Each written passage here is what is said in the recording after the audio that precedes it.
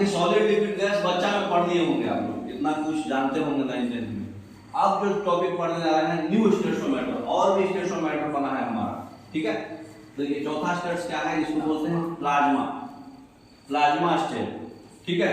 Plasma state जो है हमारा चौथा स्टेटोमीटर है।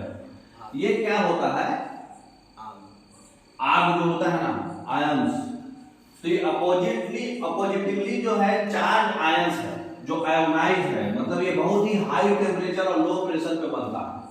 मतलब जैसे मान लो सूर्य भगवान है, बहुत ही हाई टेम्परेचर है और बहुत ही लो प्रेशर है, क्योंकि तुम जैसे जैसे ऊपर जाओगे ना, प्रेशर जो है कमते जाएगा। क्यों? नीचे हम जाएंगे तो प्रेशर बढ़ते जाएगा। जैसे आप इमेजिन करो, आप कश्मीर में हो, कश्मीर ऊपर है कि नीचे? कश्मीर जो है, जम्मू कश्मीर इंडिया में मैप में कहाँ पे है? सबसे ऊपर में, नॉर्थ में। तो जम्मू कश्मीर में माउंटेन्स में चाहे आप गए तो आपका जो है प्रेशर वहां पे क्या हो जाएगा, कमते जाएगा। जैसे जैसे हाइट से नीचे से ऊपर जाओगे प्रेशर क्या होगा, कमते जाएगा, क्योंकि प्रेशर का फॉर्मूला होता है रो जी एच। रो क्या है, डेंसिटी। तो नीचे की ओर जो है डेंसिटी बढ़ते जाएगा, प्रेशर भी बढ़ते जाएगा, हाइट बढ़ेगा, डेप्थ बढ़ेगा, डेप्थ पे डिपेंड करता है प्रेशर, गहराई। तो ऊपर जाने पे प्रेशर कम जाएगा, तो टेम्परेचर, इसमें कोई आग का गोला है जो बहुत ही लो प्रेशर पे है और हाई टेम्परेचर पे है, तो उस आग के गोला को हम एक सेपरेट स्टेटोमीटर बोलते हैं, प्लाज्मा, ठीक है।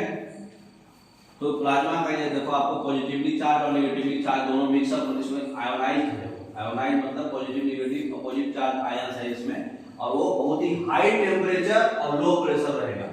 एग्जाम में बहुत आएगा, याद रखना। नेक्स्ट, तो प्लाज्मा का एग्जांपल देखो क्या क्या है। जो बिजली चमकता है ना, बिजली मतलब बादल गरजने के बाद बिजली चमकता ना, वो लाइटनिंग जो है वो प्लाज्मा है, ठीक है। क्योंकि वो हाई टेम्परेचर पे रहता है और लो प्रेशर पे रहता है, और चार्ज रहता है, कहीं गिर गया तो आदमी उसमें इलेक्ट्रिसिटी उसमें आ जाता है, मर जाता है वो।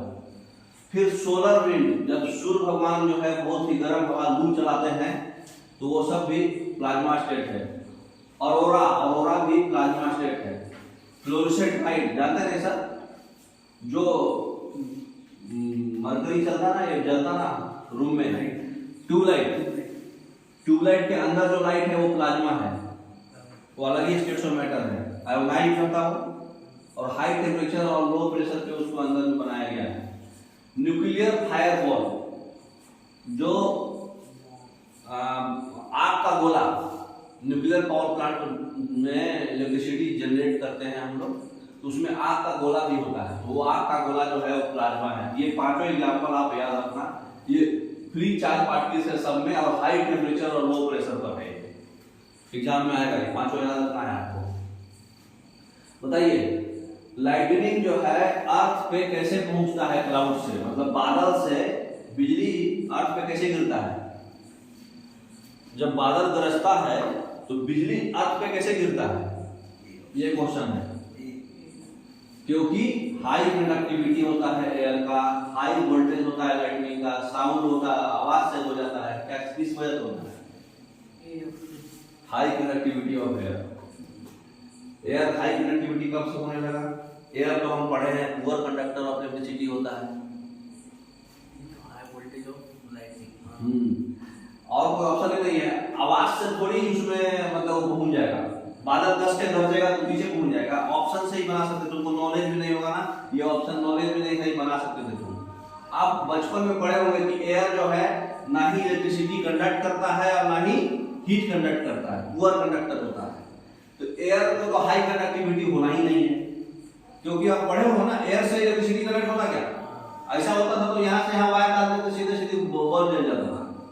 एयर अगर कंडक्ट करता तो उसको तो हमको वायर देना पड़ता है, कॉपर देना पड़ता है, तो एयर तो कंडक्टिविटी होता नहीं। दूसरा क्या है, साउंड ऑफ द थंडर, मतलब जो बादल का आवाज है, बादल के आवाज से बिजली में इलेक्ट्रिसिटी आ जाएगा? नहीं आएगा ना। तो बिजली में इलेक्ट्रिसिटी जो है, जो बिजली में जो वोल्टेज होता है वो आयोनाइज होता है, प्लाज्मा स्टेट है बिजली, अभी हम लोग देखे ना। तो बिजली प्लाज्मा स्टेट है, तो उसका वोल्टेज बहुत ज्यादा होता है, इसलिए वो अर्थ पे पहुंच जाता है, ठीक है, पोटेंशियल डिफरेंस की वजह से। अब कौन सा स्टेट ऑफ मैटर जो है रिस्पॉन्सिबल है नियोन लैंप्स को ग्लो करने के लिए? अभी पढ़े हम लोग सीएफएल को नियोन लैंप्स बोलते हैं, जो अभी देखे ना सीएफएल बोल रहे हैं, ट्यूबलाइट में नियोन रहता है, तो नियोन लैंप्स को ग्लो करने के लिए कौन सा स्टेट ऑफ मैटर अभी दिखाए? प्लाज्मा। चौथा स्टेट पढ़ रहे हैं ना हम लोग, तो प्लाज्मा है। नेक्स्ट, अब अगला स्टेट ऑफ मैटर है बोस-आइंस्टीन कंडेंसेट। ठीक है, देखिए तो इसमें कर देंगे। तो बोस-आइंस्टीन स्टेट कंडेंसेट जो है पांचवा स्टेट ऑफ मैटर है। टोटल कितना हो गया? सॉलिड, लिक्विड, गैस, प्लाज्मा, 4 पढ़ लिए तुम। अब पांचवा है बोस-आइंस्टीन कंडेंसेट। ये बोस और आइंस्टीन साइंटिस्ट का नाम है, और ये दोनों के नाम पे एक नया स्टेट ऑफ मैटर दिया गया है, बोस-आइंस्टीन कंडेंसेट। ठीक है, ये पांचवा स्टेट ऑफ मैटर है। ये कौन खोज किया था? सत्येंद्र नाथ बोस और अल्बर्ट आइंस्टीन, 2 आदमी खोज किए थे, इसलिए इनके नाम पे ही डाल दिया गया। इंडियन है ना? हाँ, ये भी इंडियन है, ये भी इंडियन है। तो ये जो है 0 केल्विन पर, मतलब 0 केल्विन बोले तो -273 डिग्री सेल्सियस पर ये बनता है। जल्दी बनेगा नहीं, है ना? -273 डिग्री सेल्सियस मतलब समझ में आ रहा है? तुम्हारा बॉडी का टेम्परेचर होता है 37 डिग्री सेल्सियस। ठीक है, जैसे तुम ठंडी प्रदेश में जाते हो तो उसका टेम्परेचर आता है 5 डिग्री सेल्सियस, 2 डिग्री सेल्सियस। जो आइस बन जाता है वो 0 डिग्री सेल्सियस पे बनता है। सॉलिड मतलब वो पानी से आइस बनता है ना, पानी से आइस समझ में आ रहा है? तो वाटर से आइस बर्फ जो बनता है वो 0 डिग्री सेल्सियस पे बनता है। अब 0 से भी 273 माइनस में जाना है, माइनस। सोचो किस लेवल का मतलब ठंडा होगा वहां। 0 डिग्री सेल्सियस पे तो वाटर आइस बनने लगता है, पूरा स्नो हो जाता है। ठंडी कितना हो जाता है सोच लो। अब 0 से भी -273 डिग्री सेल्सियस नीचे जाना है, मतलब -2 डिग्री, -5 डिग्री पे तो आदमी कप धर लेता है, ठंडा इतना लगता है। वो -273 डिग्री सेल्सियस पे स्टेट्स ऑफ मैटर जो अपना रूप ले लेगा, वो रूप को बोलते हैं बोस-आइंस्टीन कंडेंसेट। ठीक है, अलग ही स्टेट्स ऑफ मैटर बन जाएगा वो, है ना? तो ये जो है सेपरेट एटम जो है ज्वाइन कर करके एक सिंगल एंटिटी बनता है अगर काइनेटिक एनर्जी 0 हो जाए तो -273 डिग्री सेल्सियस जब टेम्परेचर होगा ना, तो उस समय काइनेटिक एनर्जी 0 हो जाता है। ठीक है, टेम्परेचर बढ़ने से काइनेटिक एनर्जी बढ़ता है, लेकिन टेम्परेचर घटने से ये घटेगा। घटते घटते घटते एक ऐसा स्टेट आएगा ना कि जिस समय एकदम ही नील हो जाए, खत्म हो जाए, तो ये 0 हो जाता है। कब? -273 डिग्री सेल्सियस में। तो जब काइनेटिक एनर्जी बोर्ड एटम में नहीं होगा तो मिल के एक अलग सा कंपाउंड बनाएगा, मतलब अलग सा एक स्टेट ऑफ मैटर बनाएगा, उसको बोलते हैं बोस-आइंस्टीन। ठीक है ना? नेक्स्ट बताइए, एटम जो है सिंगल एंटिटी क्यों करता है एब्सोल्यूट 0 पे? एब्सोल्यूट 0 मतलब 0 केल्विन, मतलब -273 डिग्री सेल्सियस। जब भी एब्सोल्यूट 0 बोला, इसका मतलब हो गया कि टेम्परेचर कितना है वहां का? -273 डिग्री सेल्सियस। ठीक है, तो क्यों होता है?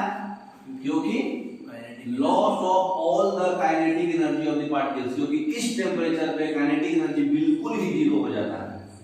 तो ये सारा खत्म हो गया, बी ऑप्शन, है ना? तो इस अब हमारा नया टॉपिक है प्योर सबस्टेंस। जितना आपको समझ में आ गया होगा, नहीं समझे होंगे तो आप घर पर रिवाइज करिएगा। Okay, thank you.